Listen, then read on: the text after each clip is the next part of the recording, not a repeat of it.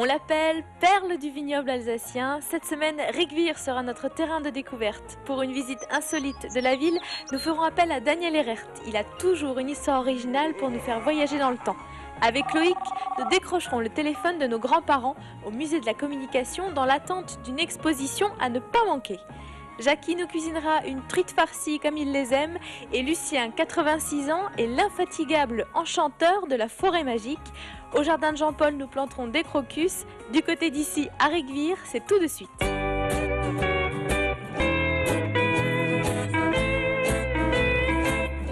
Bonjour Daniel. Bonjour Caroline. Daniel, vous êtes encore en train de préparer une visite insolite comme vous savez les faire. Qui êtes-vous? Alors je suis guide régional, ça c'est une qualification, et puis je suis surtout un passionné. Je suis un passionné de l'Alsace, je suis un passionné de Rigvir, j'ai envie de faire de Rigvir un endroit où l'esprit souffle, c'est-à-dire où les gens quand ils quittent cet endroit soient plus riches que quand ils sont arrivés. Bon, le challenge est lancé, vous avez 18 minutes pour convaincre les Alsaciens de venir à Rigvir. On part sur une thématique aujourd'hui, les cours, les magnifiques cours de Rigvir. Il y en a plein.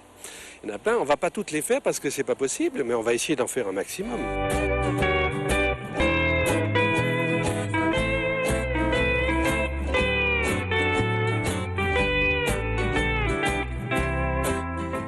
Il faut absolument s'écarter de la rue principale de Rigvir pour découvrir des cours comme celle-là, la cour des Juifs comme vous l'appelez. Oui, cour des Juifs, parce que les Juifs de Rigvir étaient tenus d'habiter dans cet endroit-là. Pour des questions d'argent, ils n'avaient pas le droit d'exercer d'autres métiers que celui, par exemple, de banquier. Il y avait 2-3 métiers qui étaient autorisés aux Juifs. Ils étaient banquiers, prêteurs sur gage.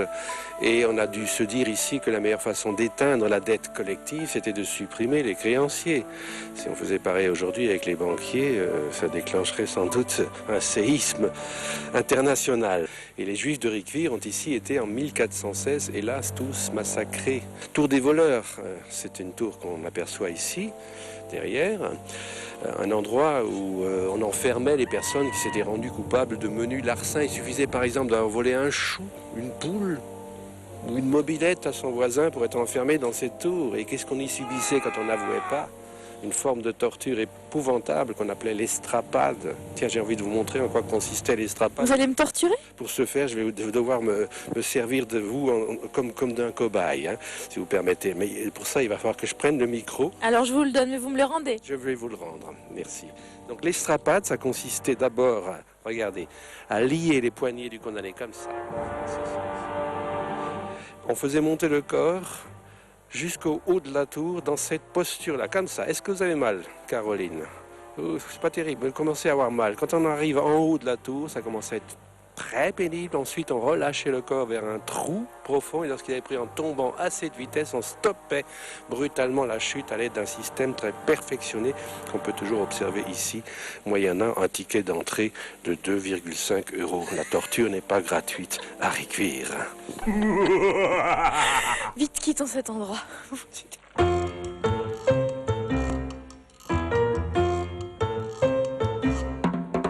Bon, qu'est-ce qui vous plaît ici, Daniel? Je crois qu'il y a déjà un charme particulier à Rigvir qui est sa qualité de vie, puisque les voitures y sont plutôt rares. Mais vous comprenez les gens, les Alsaciens qui n'ont plus envie de mettre les pieds à Rigvir tellement il y a de touristes? Oui, mais je crois que cette histoire de ne plus vouloir aller à Rigvir à cause de ça, elle est un petit peu dépassée maintenant. Il faudrait que les Alsaciens comprennent qu'ils ont un trésor à Rigvir, qu'ils ont une perle, qu'il y a 45 monuments historiques à Rigvir, que c'est la ville la plus dense en matière de monuments historiques de France. Elle est 3e en Alsace. Il faut tout de même s'intéresser à autre chose qu'au commerce. À Rigvir, il n'y a pas que les boutiques, il y a aussi les monuments. Et d'ailleurs, les gens, on peut le supposer, viennent pour les monuments.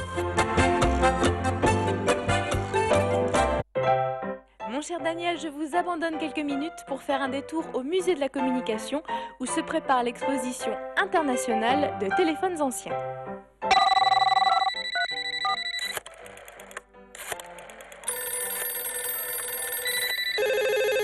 Derrière moi, là, nous sommes dans les entrailles du musée. Il y a tout un ensemble de téléphones donnés à l'association, qui est une association qui aura 40 ans l'année prochaine. c'est une partie de notre trésor parce que nous sommes un peu... c'est notre spécificité en tant que musée de la Poste. Le musée de la Poste de Paris est très connu et très très grand, mais ne concerne que la Poste.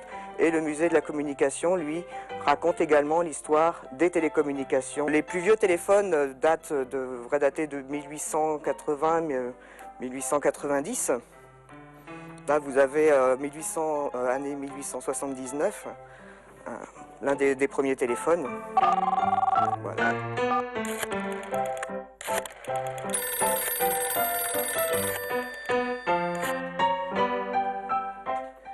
Notre musée présente 2000 ans d'histoire de la poste et des télécommunications et à partir de 1976 de l'évolution du téléphone manuel à nos portables, le tatou.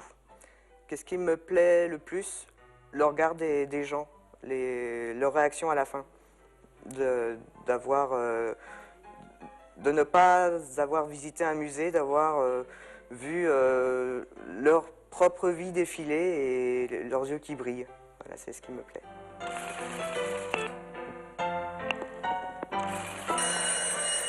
Oui, notez bien du 17 au 20 octobre l'exposition Allo Rigvir qui a lieu au musée de la communication.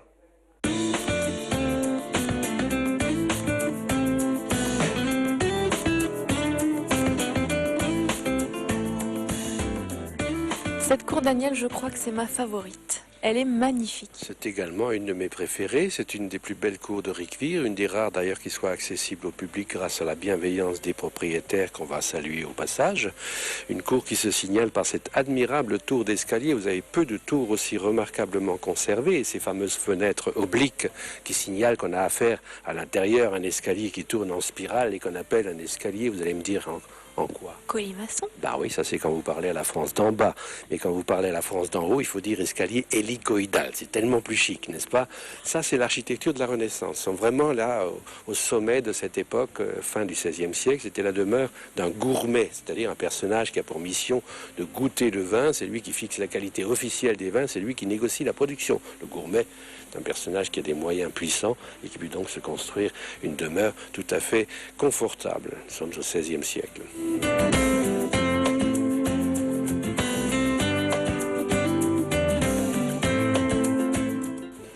Alors voilà une porte qui est d'origine, c'est-à-dire qu'elle a 509 ans. Le chêne est d'origine, le chêne se conserve bien et la herse que vous apercevez là-haut est également d'origine, ce qui va nous contraindre dans un instant à accélérer un tout petit peu le pas au passage sous cette herse. Vous croyez que ça va tomber? Ah bah, Ce serait notre chance, ça, encore. Ah, mais je vois que Jackie est prêt pour la recette de la semaine. Vite, allons le retrouver dans la cour du Dolder.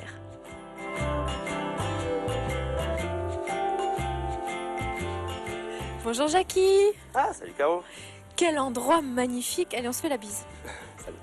Est-ce que tu as un tablier pour moi? J'ai très envie de t'aider à faire à manger Tu aujourd'hui. veux travailler? Ouais. Ah, attends, c'est ça. Toujours un tablier en plus. Tiens, ma grande. Ah, Ça va génial. comme un grand, ça. Alors, qu'est-ce qu'il y a au menu aujourd'hui? Alors, aujourd'hui, je vais vous préparer une truite farcie. Ça, c'est une de mes recettes préférées. Alors, qu'est-ce qu'il faut comme ingrédient? Alors, il faut premièrement la truite. Vous voyez là, une truite de la région, hein, du Val d'Orbert. Très belle truite. Comment on reconnaît une bonne truite? Alors, une bonne Quand elle truite. vous sourit? Non, il faut qu'elle soit déjà très bien en chair, tu vois. Elle est très bien en chair, elle est bien grasse, elle est belle, elle est brillante, elle a un œil très brillant, donc elle est très fraîche, toi. Ça se voit. Hein. Tu es un enfant de Rigvir? Ah oui, absolument. Un des rares encore, mais juste un enfant de Rigvir. Donc là où on est, c'est la maison familiale. Absolument. Voilà, ça fait déjà 4 générations dans la restauration, au même endroit. Donc c'était pour toi immanquable. Il fallait que Ah tu ouais. sois ici. Absolument. Ouais. Ah, moi j'adore ça. Hein. C'est Qu'est-ce ma qui vie, te quoi. plaît? Mais c'est le côté brasserie, restaurant, brasserie alsacienne. À Paris, il y a des brasseries alsaciennes, mais ici, il y a des vraies brasseries alsaciennes. Et moi, c'est ce que je veux. Et c'est ce qui manque de plus en plus, et c'est ce qu'on recherche de plus en plus, quoi. Cette convivialité, aussi bien manger une bonne petite salade, que manger une bonne choucroute, qu'un poisson, comme la truite farcie que je vais te présenter, par exemple. Alors, on commence par les truites, il faut ouvrir les truites, donc il faut les désarrêter. Par le dos. Vous faites par le dos. Ouais. Ah oui, par le dos. C'est ça qui est justement le truc de la recette. C'est qu'elle est totalement désarrêtée, elle est ouverte, présentée au client comme ça. Ouverte, désarrêtée, donc il n'y a pas d'arrêt, tu manges tout de la tête à la queue. Ensuite, ce qu'il faut faire, une fois qu'il est désarrêté, il faut préparer la garniture, donc les petits légumes. Voilà. Donc on prendra les échalotes qu'on va émincer finement le poireau, finement émincé. On va faire suer ça dans une belle cocotte, une belle sauteuse. Et après, on mettra les carottes râpées et on terminera ça avec une petite goutte de vinaigre. Voilà, et une duxelle de champignons à valeur égale à peu près. Voilà.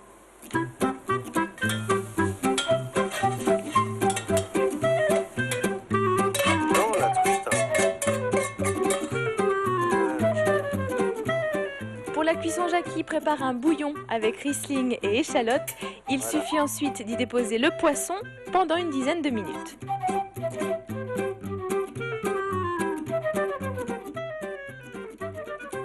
Eh bien, vous savez quoi, je ne regrette pas d'être passée voir Jackie parce que je pense que cette truite va être décidément excellente. Rien de tel qu'une petite séance de jardinage pour digérer cette truite qu'on va manger. Et bien sûr, je retrouve Jean-Paul dans son jardin à Mulhouse.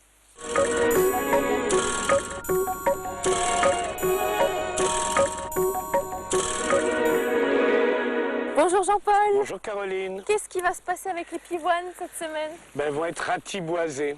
Hein, c'est le moment de nettoyer, vous voyez, bon c'est plus joli, c'est de nettoyer les pivoines herbacées, donc pas les arbustives, hein, pas celles qui sont très hautes, qui mesurent 1,50 m et plus et qui ont du bois, celles-là on y touche le moins possible. Par contre les herbacées, de toute façon, le feuillage, vous voyez, il peut être plus ou moins avancé, c'est-à-dire qu'il va brunir, dessécher, pourrir complètement en hiver. Alors autant l'enlever parce que c'est pas très joli, hein. Donc pour l'enlever c'est ça. Donc il faut descendre vraiment à ras, le plus bas possible, couper toutes les tiges. Donc on coupe tout et en même temps, vous avez vu Caroline, qu'est-ce qu'on découvre qui était caché sous les pivoines? Des tas de mauvaises herbes. Hein. Ça c'est inévitable. Ça c'est mon point noir, effectivement. Alors première chose, on ne grattera pas sur la pivoine parce que là, on peut observer qu'on a déjà des bourgeons, les bourgeons des futures tiges pour l'année prochaine. Et alors ça c'est valable pour les pivoines, mais est-ce que c'est valable pour d'autres plantes qu'on aurait dans le jardin? Ah oui, toutes les plantes vivaces qui ont un feuillage qui est maintenant passé, on nettoie, on coupe à ras. Et puis moi je conseille tout de suite de fertiliser. Alors là j'ai un engrais, ce qu'on appelle un engrais de fond, compost, fumier. Donc c'est un engrais qui est très riche, que vous épandez un tout petit peu, donc comme un cuisinier autour de la pivoine, du pied de pivoine. Engrais de fond, donc il va se décomposer tout doucement. Il va même utiliser toute la microfaune et flore qu'il y a dans le sol. Donc ça favorise puisqu'elle a de quoi se nourrir. Et elle rendra cet engrais assimilable. Les pivoines pourront en profiter au printemps quand elles en auront besoin. Et pas besoin de les couvrir cet hiver? Pas besoin de les couvrir. Là, il n'y a aucun problème pour les petits bourgeons. Ils restent latents jusqu'au début du printemps.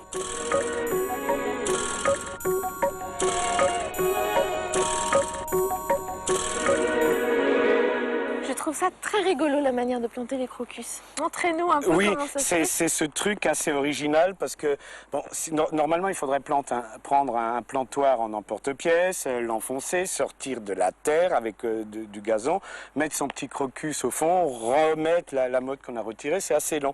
Et là justement il y a un ami qui m'a donné un truc, vous prenez simplement un morceau de manche, hein, manche à balai, manche d'outil, d'un vieil outil évidemment, on ne va pas scier celui qu'on vient d'acheter, ce serait dommage. Vous pourriez. Moi, je pourrais le faire. Non, je serais capable. Non, on prend donc un vieux manche. On va utiliser aussi un maillet. Donc celui-là, c'est un maillet d'époque. Vous avez vu, celui-là, il a fait toutes les guerres. Et puis simplement, vous posez ça sur le gazon et vous faites en fait des trous.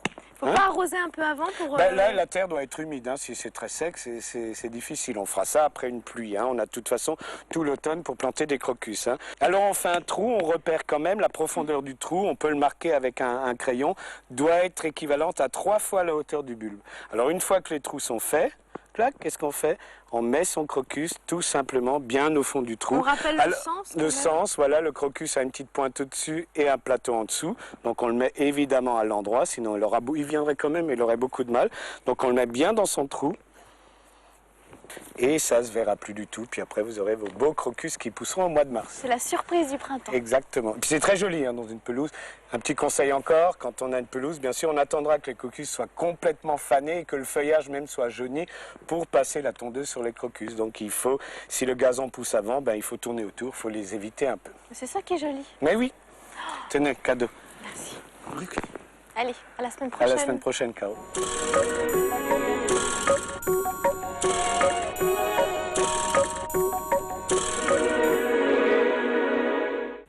Nous quittons Rigvire, direction les hauteurs de Ribeauvillé, où nous pénétrons dans la forêt magique.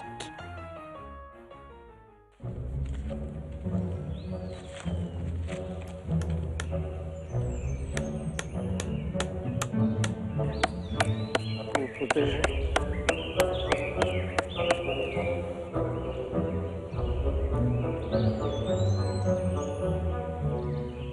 Alors vous êtes arrivé de la forêt magique. Par hasard, j'aurais jamais rêvé quand je reviendrai voir ça, parce qu'au début les gens ils ont dit que j'étais fou. Il y avait un gros châtaignier qui était à côté du chalet et qui menaçait un peu le chalet. Je l'ai coupé. Et l'année suivante, il y avait donc des rejets, une dizaine. Et comme je suis écolo sur les bords, je n'ai pas voulu prendre de produits chimiques. Et je me suis dit, je vais mettre des nœuds dedans, ils vont crever, quoi, ils vont mourir. Et ils ne sont jamais morts, on les admire maintenant, et c'est là que j'ai essayé des choses les plus curieuses, les plus folles. Et la plupart des choses, j'étais étonné moi-même que ça a réussi.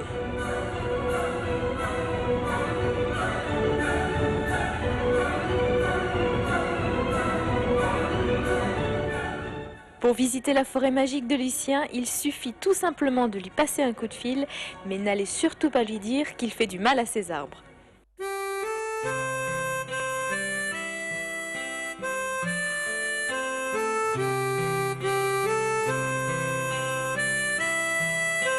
Bon, j'espère que vous avez eu envie de découvrir différemment Réguier grâce à Daniel. Bien sûr, vous pouvez le retrouver, il vous propose plein de visites tout au long de l'année. On vous dit à bientôt. Merci de m'avoir invité, et puis surtout j'espère que des tas de gens vont venir à Récuire et ailleurs en Alsace. L'Alsace est merveilleuse.